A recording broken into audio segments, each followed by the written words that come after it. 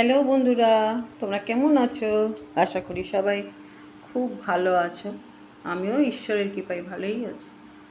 তো দেখো, রোজের মতো আজও আমি চলে এসেছি তোমাদের সামনে। আমার মায়ের পুজো দেওয়া হয়ে গেছে। এই দেখো, আজও নিত্যদিনের মতো আজও মালা গেঁথেছি। এই দেখো,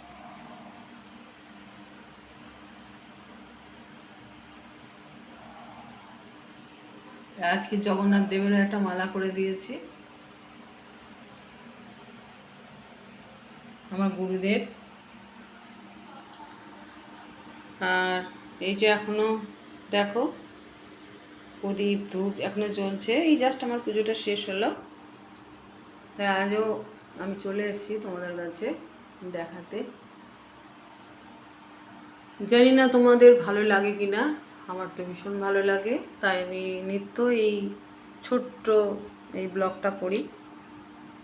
ঈশ্বর তোমাদের সকলের মঙ্গল করুক, ভালো রাখুক, সুস্থ রাখুক, এই ঈশ্বরের কাছে প্রার্থনা করি।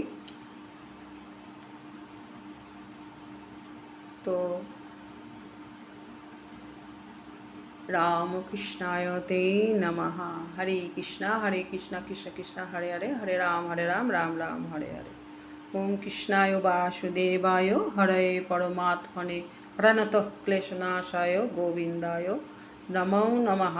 ওম কৃষ্ণায় বাসুদেবায় হরে পরমাত্মনে প্রণতঃ ক্লেশনাশায় গোবিন্দায় নমো নমঃ। ওম কৃষ্ণায় বাসুদেবায় হরে পরমাত্মনে প্রণতঃ ক্লেশনাশায় গোবিন্দায় নমো নমঃ।